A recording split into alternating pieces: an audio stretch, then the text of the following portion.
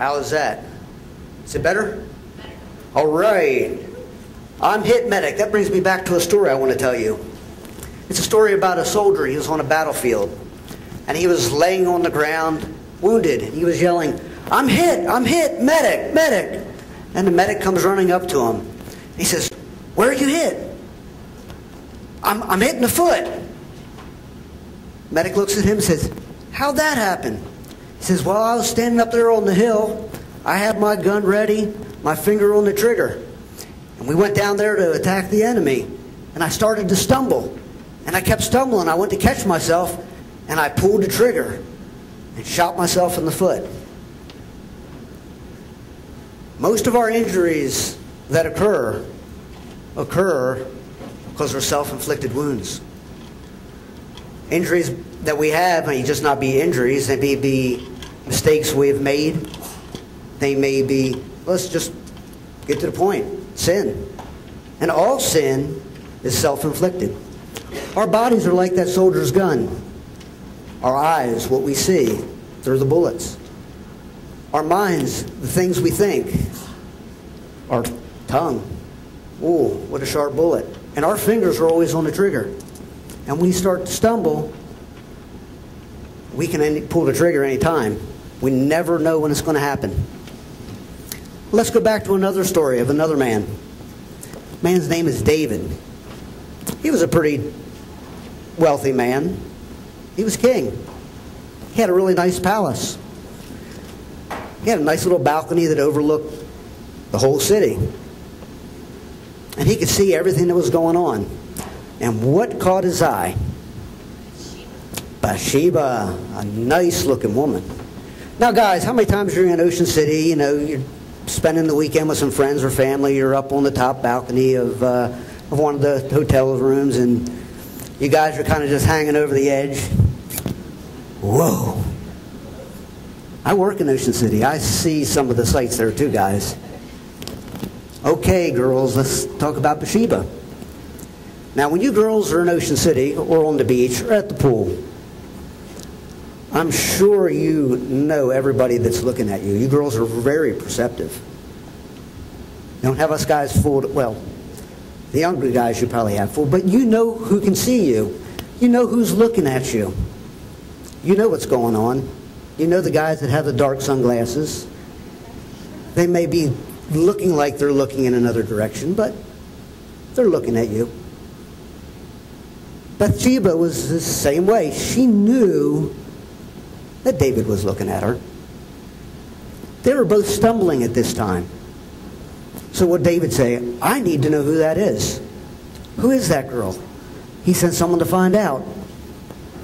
He came back and found out her name was Bathsheba, and found out that she was married. But did he hear that part about it? He probably heard it, but did he want to follow by it? No, he was still stumbling at this time. So what happens? David and Bathsheba, they get together.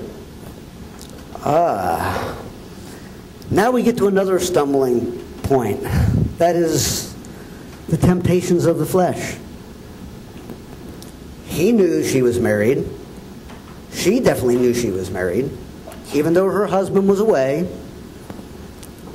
they knew what was going on.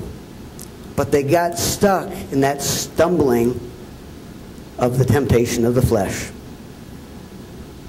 Now, that's another tricky point for us. Girls, you meet these guys that, oh, they look pretty good. They say the right things. They turn something inside of you, and you get that feeling.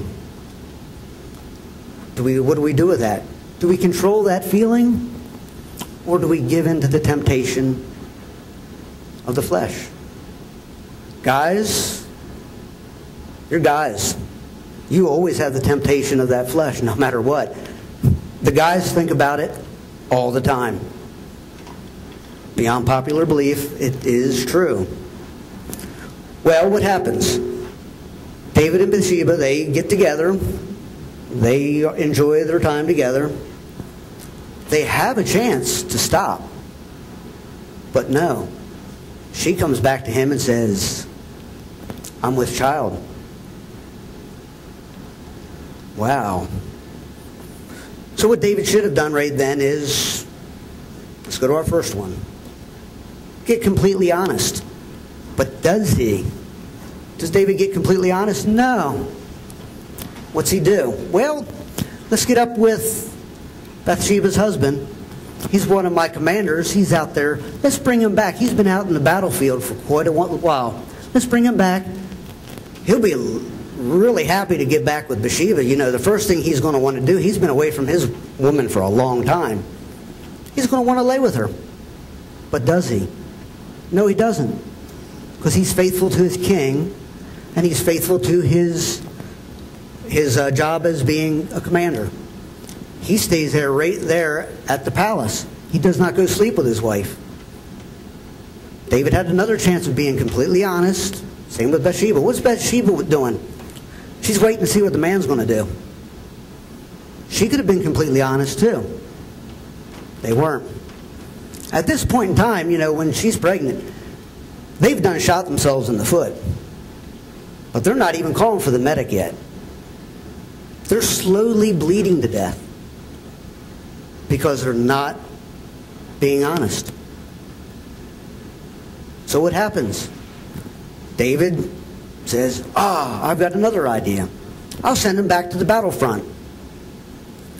We'll make an attack. I'll command all my other commanders. Once he gets up on the front line, everybody draw back. He will be killed. He will be killed in battle. It won't be my fault. I didn't pull the trigger. So what are we doing here? We're trying to cover up. If you notice, one sin started out with that lustful thought that they had for each other, and that one sin ended up graduating to another sin. And then they had to do another sin to cover that one up. And then another sin. Well, he dies. So David said, well, since I'm the man I'm supposed to be, I guess I'll take her in as my wife. So he does. But he still has this sin upon each one of them.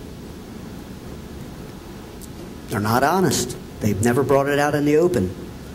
But he thinks, hey, we've got it covered now. What we did before, nobody will know. Nobody will know. Somebody knows.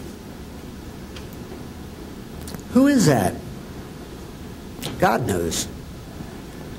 How many times have any one of you out there done something wrong and you knew that nobody's ever going to find out about that?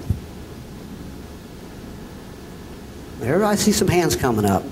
Quite a few. But something inside of here and something inside of here starts convicting you. And you feel bad. And then you can't sleep. And then it starts eating away at you. And you just don't know what to do. You got to get completely honest. What did it take for David to become completely honest? He's still out there, him and Bathsheba, even though they are married now, they have a child. They're still bleeding to death because they've created that injury in them and they have not taken care of it. Well, God sent a messenger to David through Nathan. Nathan came to him and told him a parable or a story that opened up David's eyes. And he found out that he needed to be honest. Let's look at